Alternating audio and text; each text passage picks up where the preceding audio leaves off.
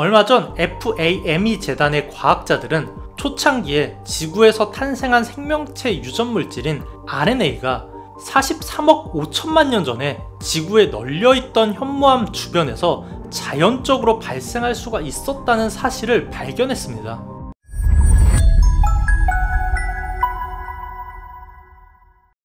과학자들은 오랜 시간 동안 지구에 어떻게 해서 생명체가 생길 수가 있었는지에 대해서 연구를 했고, 그 결과 많은 성과들이 있었습니다.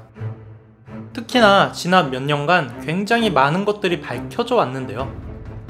지구에 아미노산이 안정적으로 유입될 수 있었다거나 이 아미노산이 초기 지구의 환경에서는 자연적으로 합성이 일어날 수 있었다는 것들이 밝혀졌죠. 예전에 제가 영상으로도 다뤘지만 지금보다 수천 배나 잦은 번개들과 초기 지구의 대기 구성 등으로 복잡한 유기물이 자연 합성이 가능했습니다. 거기에다가 지금은 자연적으로 생명체가 발생을 한다고 해도 조금만 복잡한 단백질이나 유기물들은 만들어지는 즉시 미생물들의 한 끼 식사가 되지만, 생명체가 없던 초기 지구에는 이런 게 널려 있다고 해도 이를 먹는 천적조차 없었죠.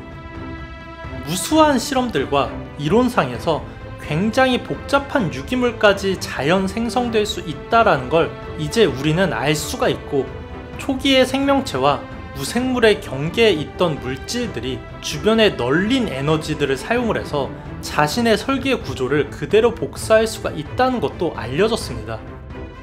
거기에다가 아예 우리는 지구상에 존재하지 않던 전혀 다른 인공 생명체를 실험실의 환경에서 창조까지 했죠.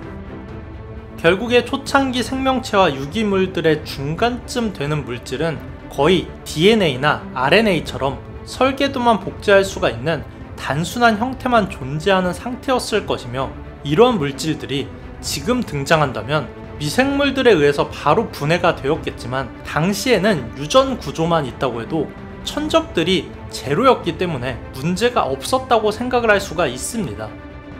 그렇지만 이러한 상황에서도 복잡한 유기물 구조가 어떻게 RNA 같은 설계 구조를 가질 수가 있었는지는 미스터리였습니다. 뭐 지금까진 말이죠. 얼마 전 FAME 재단의 과학자들은 초창기에 지구에서 탄생한 생명체 유전 물질인 RNA가 43억 5천만 년 전에 지구에 널려있던 현무암 주변에서 자연적으로 발생할 수가 있었다는 사실을 발견했습니다. RNA, 일명 리보엑산은 DNA와 유사한 유전 물질로서 현존하는 바이러스 중에선 DNA 구조가 아예 없고 RNA로만 이루어진 생명체들도 존재합니다. 최근까지 유행했던 코로나 역시 RNA의 구조를 가지고 있습니다. 아스트로바이올러지에 실렸던 이 연구는 지구 생명체 탄생의 핵심적인 마지막 퍼즐을 찾았다는 공로로 네이처지에도 실릴 예정입니다. 43억 년 전의 지구의 환경에는 현무암이 녹았다가 굳어지면서 생기는 현무암 유리가 널려 있었으며, 연구팀은 그 당시 지구에 존재했을 것이 거의 확실한 유기물들로 이러한 뜨거운 현무암 유리의 환경에서 자연적으로 유전 물질이 합성될 수가 있는지를 연구했습니다. 놀랍게도 이전에 행해졌던 연구에서 유전 물질에 필요한 인이나 다른 분자 구조들도 지구에 풍부했다는 것이 밝혀졌기 때문에 이론상 리보엑산과 비슷한 구조가 생기기에는 충분했는데요. 실험 결과는 놀랍게도 이러한 현무암 유리 위에서 리보엑산이 자연적으로 합성이 될 수 있다는 것이었습니다. 또한 그 수준은 단순한 형태를 넘어서 평균 100개에서 150개의 뉴클레오타이드를 포함한 복잡한 RNA가 만들어졌으며, 심지어는 최대 300개 이상의 뉴클레오타이드 구조를 가진 RNA까지 자연 현성이 될 수가 있었다는 것입니다. 이 정도면 현존하는 가장 단순한 RNA 바이러스에 거의 맞먹는 정도이며, 자연적으로 이 정도로 복잡한 리보엑산이 합성될 수가 있다는 건 매우 놀랍습니다. 문제는 이러한 복잡한 리보엑산 중에 자신의 구조를 복제할 수가 있는 형태를 갖출 수 있을 가능성입니다.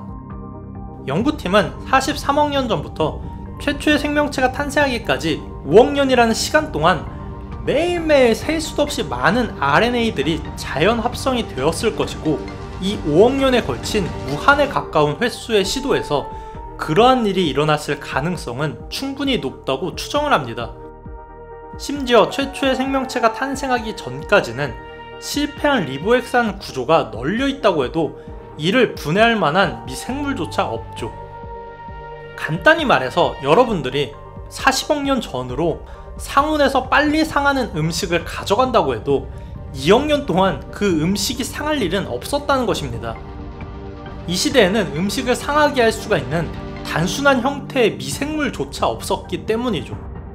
당연히 단순한 단백질 구조체나 리보핵산 구조를 망가뜨릴 생명체가 없었습니다.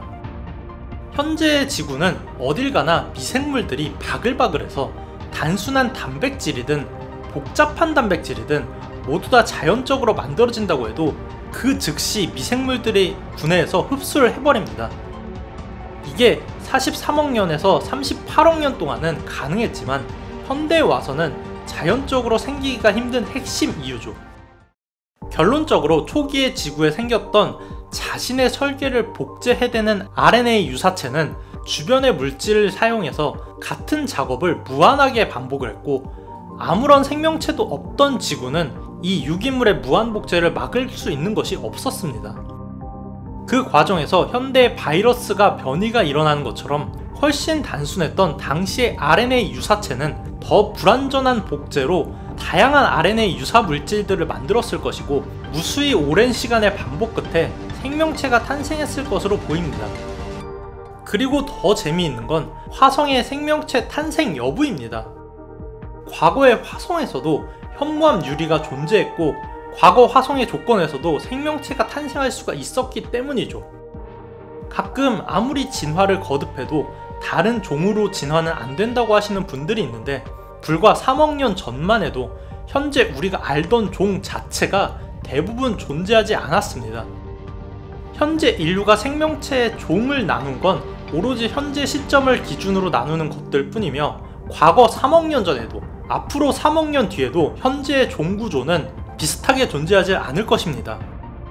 이는 복제가 100% 완벽하게 되지 않기에 세대가 지날수록 미세한 차이가 누적될 수밖에 없다는 그런 요인과, 거기에 더불어서 그 과정에서 환경에 적응한 객체만이 생존할 수가 있는 자연 선택설의 영향 때문이죠.